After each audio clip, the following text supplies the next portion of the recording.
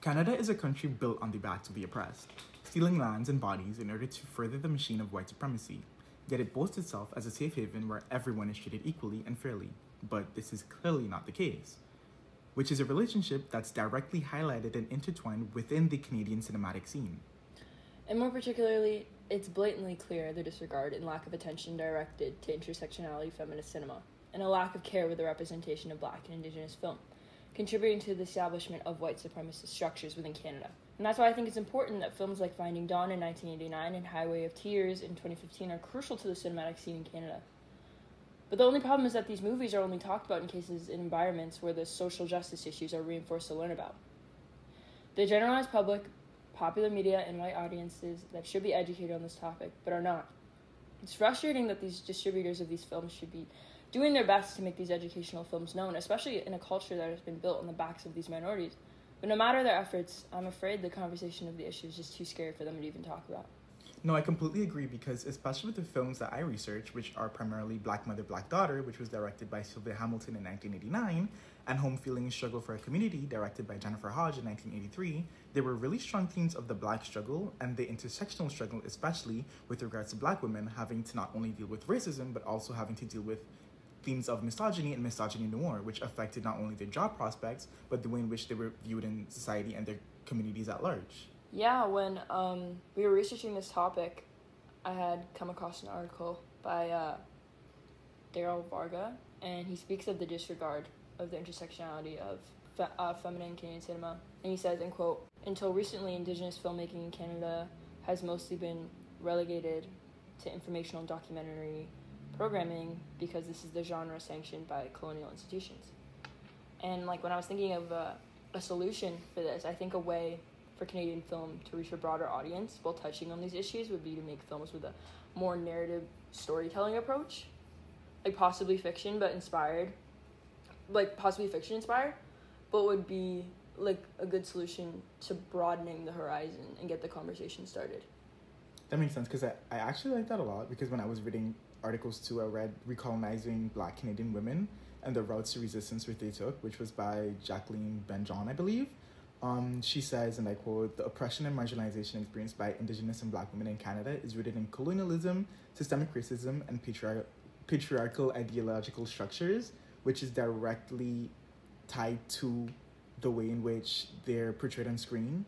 And in Canada, it's a lot more documentaries, which only allows them to reach an educational audience, and it kind of diminishes the other stories which they have to tell, especially with creative narratives and narratives which don't have anything to do with a documentary style.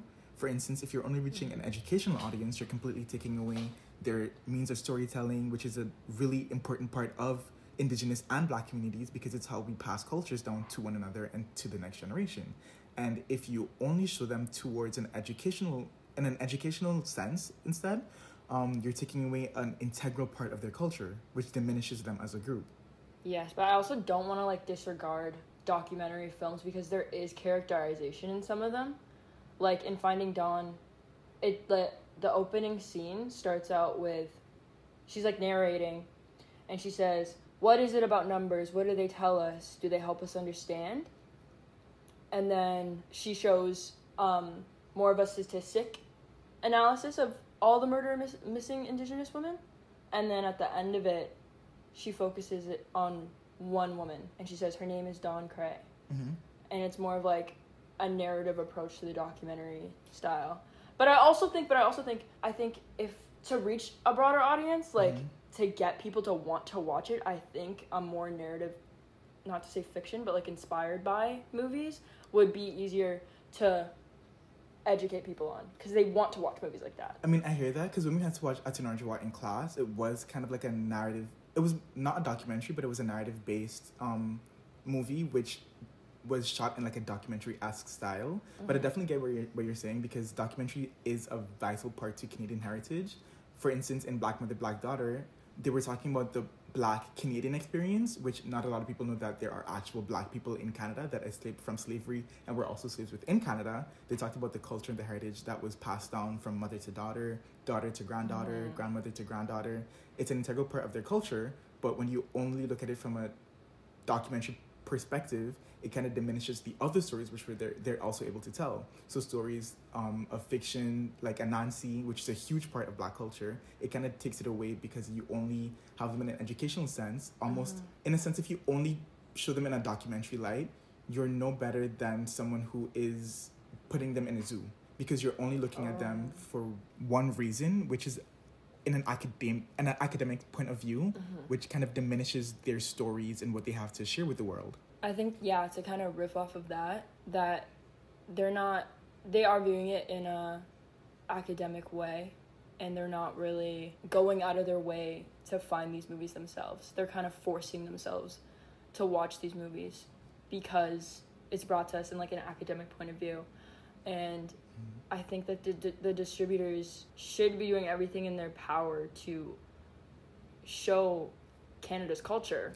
I agree, but also not only the distributors, but the production companies themselves. Yeah. For instance, with like the NFB, because when I was reading Fracturing White Feminism by Jennifer Febraro, she brings up a really interesting point, which is that Sudeti positioned itself as the cinematic center of the white Canadian women's movement, and their documentaries produced our understanding of the mainly white Canadian feminist subject to the exclusion of women of color and First Nations women. So you can kind of see how from the very beginning, Studio D kind of positioned itself as only sharing and telling white women's stories and the white perspective of Canadian women. Not completely disregarding, but only lightly touching and grazing the surface of what it truly means to be a Black woman in Canada and what it truly means to be an Indigenous woman in Canada. I feel like there just hasn't been enough effort in Canadian cinema to represent women in their entirety.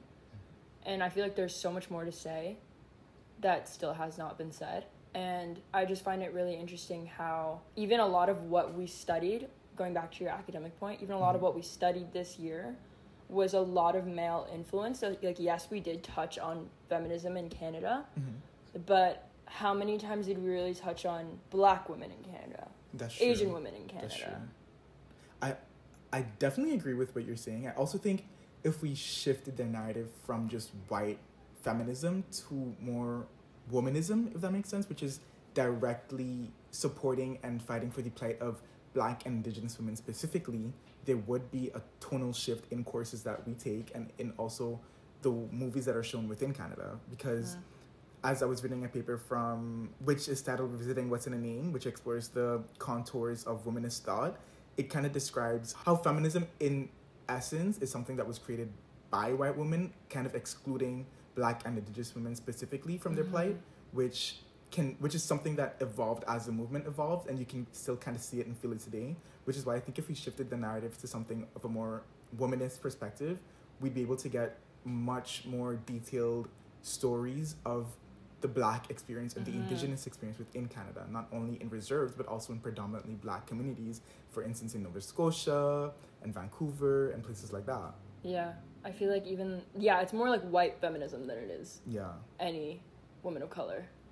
Especially because I know we both did, when we were researching the NFB, we both found that we found mostly white feminism films. Yeah, exactly. Yeah, and I don't know, I just think it's interesting how it's already so male white dominated, like this industry as a whole.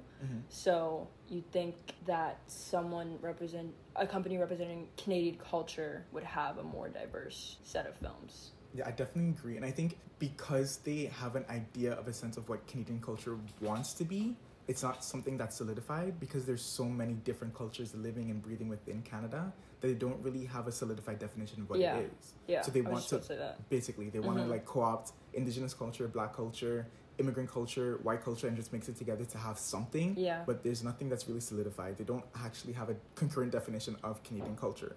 It's just something that they think they have, but they don't have, if that makes sense. Yeah. So I think with that in mind, as the Canadian cinematic scene evolves, so should that of, for instance, the NFB and what they produce to the world and to Canadians everywhere. I think an interesting statistic I found when reading the article by Melanie Magruder, which she was talking about the epidemic of classifying the genocide of murdered and missing Indigenous women.